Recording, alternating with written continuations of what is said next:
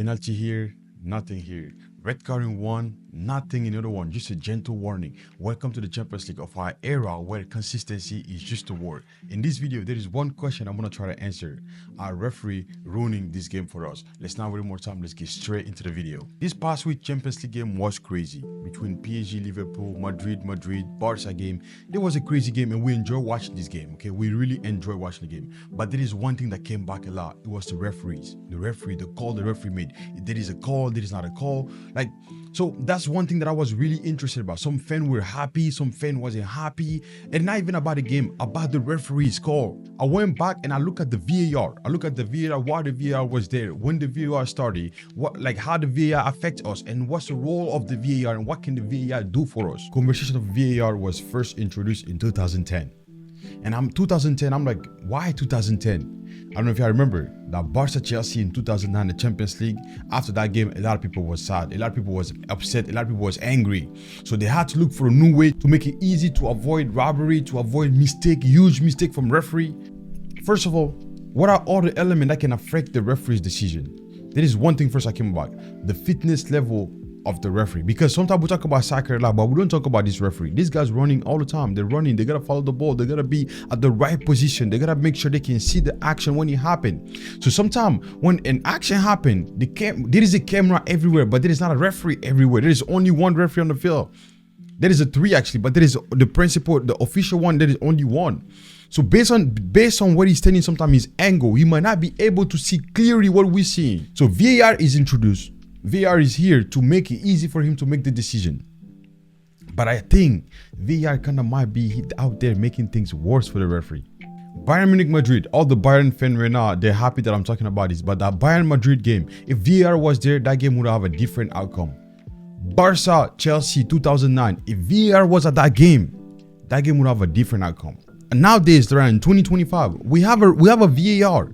We have a VAR, we have a whole team that review all the action. Then how can the referee still make a huge mistake? For example, at the beginning of the clip I showed you, on this action here with Araujo and Barcola, PK, red card, he's out. Okay, fair. You can argue there's not a red card, but it's the last guy. If you call the foul, you gotta give the PK. On this action here on Konate, no foul, no yellow, nothing. I went to the VAR website. I'm like, okay, what's a VAR? Like, what's actually the VAR rule? Because sometimes we talk about VAR, but we don't really know what's the rule. So I went to VAR and I was trying to see VAR rule. So VAR rule here said that the VAR team will check all match changing situation, but will only intervene for clear and obvious mistake. Clear and obvious mistake. And now it says the referee can hold up the play while a decision is being reviewed.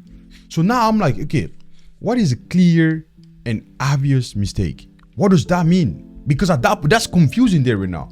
And I think they did this on purpose because when it comes to the VAR, it can be black and white. It can be black and white. If it's black and white, it's gonna be really hard. There has to be some gray area. And I think that gray area right now, that's a part where a lot of people are not happy about.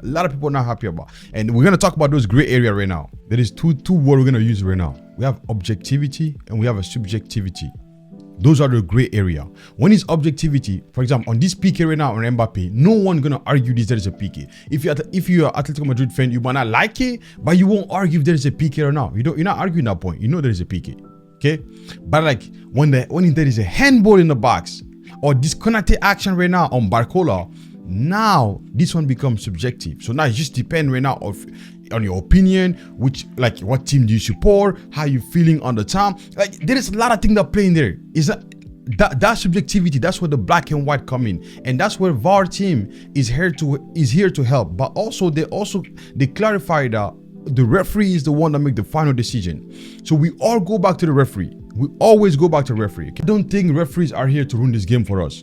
We gotta understand the referees. The referee, they go in the stadium sometimes like 50,000 people, 60,000 people. That's a lot.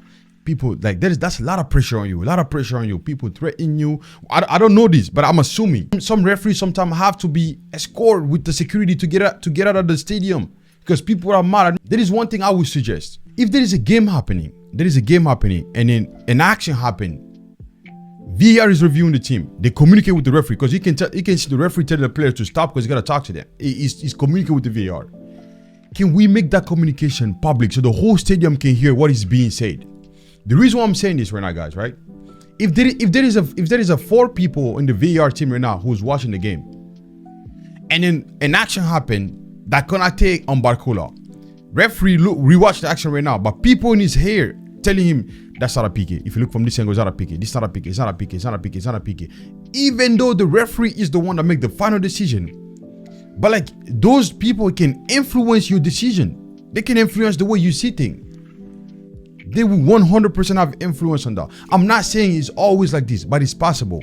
So can we hear what's being said? If 4 people in here telling you this is not a PK or this is a PK, guys, it's really hard to go against those 4 people. Sometimes you can, even though you see it's a PK, but because they're in your head so much, these people repeating this to you, it's not a PK, I don't think it is, but it's your final decision, I don't think it is. The referee might likely not call a PK. Yeah, let me know in the comment what you guys think. This was a short video about referees, but guys, I think if we don't fix this, it's gonna ruin game, because I talk to people, especially when we go live, there's a lot of fans out there who doesn't even want to watch a game anymore. And then sometimes, don't get me wrong, VAR actually helps some team, helps some game, make it clarify. Offside happened, people start arguing, VAR team come, it's offside. Okay, boom, we move on.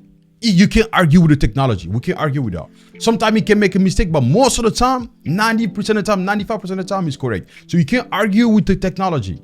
But guys, when it comes to those subjective part, those are where I feel like the referee, we gotta be a little more clear. Because on the website it says clear and obvious. I'm like, I'm still trying to figure out what does clear and obvious mean for them. So y'all let me know in the comment what do you guys think. Okay, and if anything I'm saying that you disagree with this, please like the video, share the video, and let me know in the comment what you guys think. It was Us OBT only, big time man. Let's get it out.